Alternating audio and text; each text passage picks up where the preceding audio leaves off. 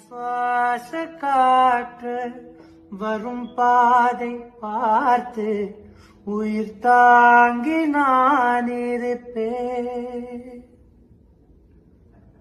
மலர் கொண்ட பெண்மை வாராமல் போனால் மலை மீது தீ குளிப்பேன்.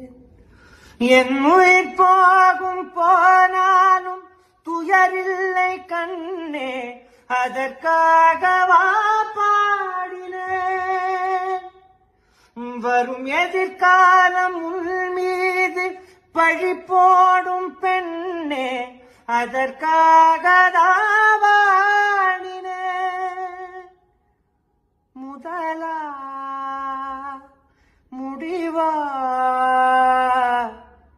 அதை உன் கையில் கொடுத்து விட்டு